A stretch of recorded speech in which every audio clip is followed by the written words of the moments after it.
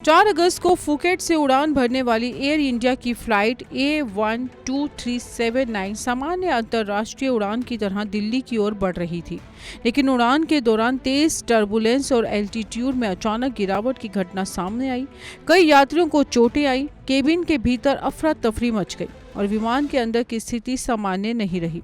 लेकिन सबसे अहम बात यह है कि उस समय कोई सार्वजनिक आपातकालीन घोषणा नहीं आई और विमान अपनी तय मंजिल दिल्ली की ओर से उड़ता रहा। अब जांच एजेंसियां ये समझने की कोशिश कर रही हैं कि घटना के तुरंत बाद कॉकपिट क्रू ने स्थिति को कितना गंभीर माना था और उस समय कौन कौन से फैसले लिए गए थे।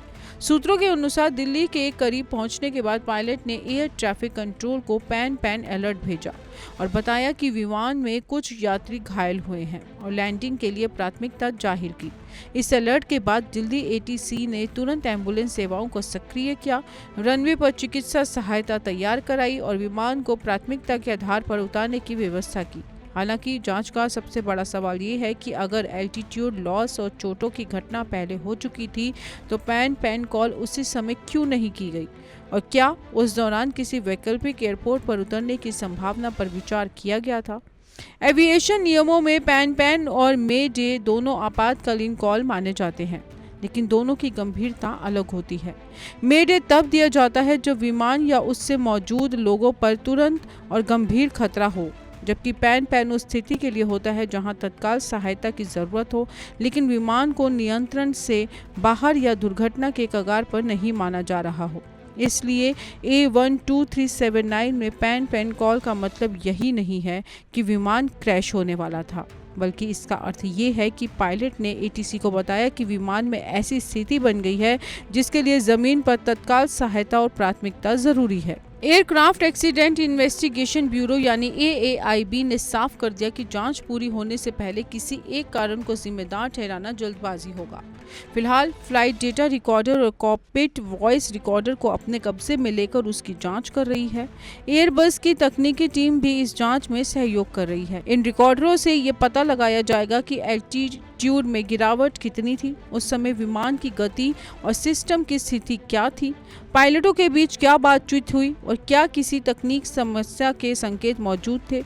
जांच में एटीसी कम्युनिकेशन रिकॉर्ड भी बेहद अहम भूमिका निभाने वाले हैं, क्योंकि इन्हीं रिकॉर्ड से पता चलेगा कि पैन कॉल किस समय हुई, पायलट ने घायल यात्रियों की संख्या कितनी बताई और क्या एल्टीट्यूड लॉस का जिक्र किया गया और क्या एटीसी ने किसी वैकल्पिक एयरपोर्ट का सुझाव दिया था। अगर रिकॉर्ड और वास्तविक घटनाक्रम में अंतर मिलता है तो जांच का फोकस सिर्फ टर्बुलेंस से हटकर निर्णय प्रक्रिया और सूचना प्रबंधन पर भी किया जा सकता है और यही वजह है कि ये मामला अब सामान्य विमानन घटना से कहीं बड़ा बन चुका है। फिलहाल इस कहानी का सबसे महत्वपूर्ण तथ्य यही है कि विमान सुरक्षित उतर गया, लेकिन सुरक्षा जांच का उद्देश्य सिर्फ सुरक्षित लैंडिंग दर्ज कराना नहीं होता, बल्कि उस हर फैसले को समझना होता है जो उड़ान के दौरान लिया गया। A12379 में सबसे बड़ा सवाल अब भी वही है कि क्या एल्टीट्यूड ड्रॉप के बाद पैन कॉल दिल्ली पहुंचकर क्यों की गई। क्या स्थिति का आकलन देरी से हुआ, क्या जानकारी अधूरी थी या फिर कॉकपिट के पास उस समय अलग तस्वीर मौजूद थी। इन सभी सवालों के जवाब अब रिकॉर्डर, डेटा, कॉकपिट, बातचीत और एटीसी कम्युनिकेशन ही देंगे और वही तय करेंगे कि इस पूरी घटना की असली कहानी क्या थी। एयर इंडिया की फ्लाइट AI 2369 मामले में जांच अब एल्टीट्यूड ड्रॉप से लेकर PAN कॉल और दिल्ली लैंडिंग तक की पूरी टाइमलाइन पर केंद्रित है। विमान सुरक्षित उतर चुका है, लेकिन सवाल यह है कि घायल यात्रियों और ऊंचाई में गिरावट की घटना पहले होने के बावजूद PAN अलर्ट दिल्ली के करीब क्यों दिया गया। FDR, CVR और ATC रिकॉर्ड के जरिए अब कॉकपिट की स्थिति, पायलटों के आकलन और संभावित तकनीकी पहलू की जांच की जा रही है। कैमरामैन पंकज के साथ अंकिता, दिल्ली।